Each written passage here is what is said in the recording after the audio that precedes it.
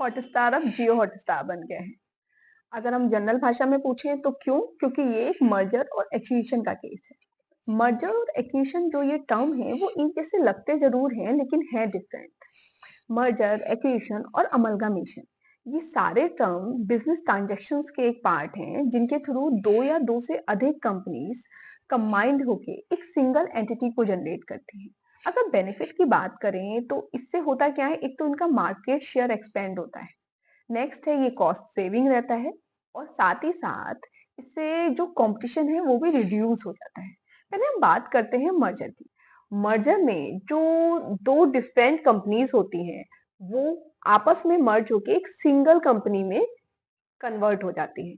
इससे क्या होता है, जो ये पहली कंपनी है वो दूसरी कंपनी को पूरी तरह से एब्जॉर्ब कर लेती है, इसके कस्टमर्स, मार्केट शेयर, एवरीथिंग। लेकिन इससे जो इसकी आइडेंटिटी होती है वो मेंटेन रहती है।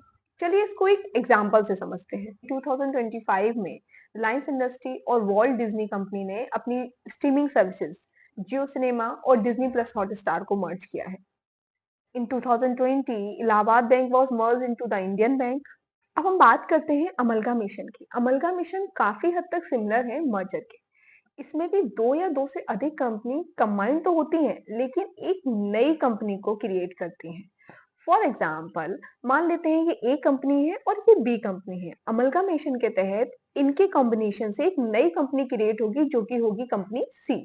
चलिए इसको हम एक रियल लाइफ एग्जाम्पल से डिस्कस करते हैं।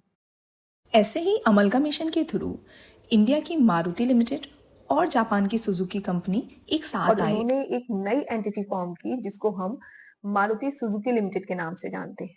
इन 2018 में वोडाफोन इंडिया और आइडिया लिमिटेड एक साथ आए अमलगामेशन के थ्रू और उन्होंने एक नई एंटिटी फॉर्म की जिसको हम वोडाफोन आइडिया के नाम से जानते हैं।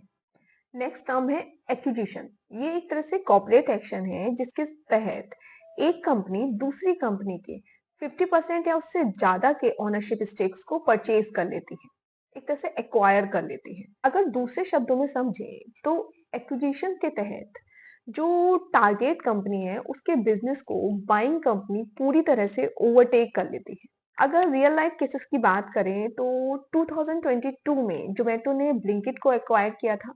इससे पहले अदानी ग्रुप ने एनडीटीवी के ओनरशिप स्टेक को परचेज करके एनडीटीवी को एक्वायर किया था। अगर आइडेंटिटी पॉइंट ऑफ व्यू से देखा जाए तो एक्विजिशन के केस में जिस कंपनी को खरीदा जा रहा है उस कंपनी का नाम और आइडेंटिटी तो एग्जिस्टेंस में बनी रहती है, बस उसका जो प्राइमरी ओनर है वो चेंज हो जाता है।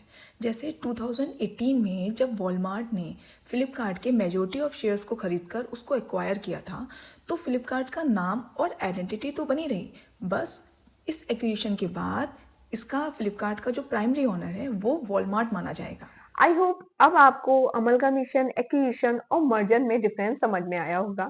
Thank you.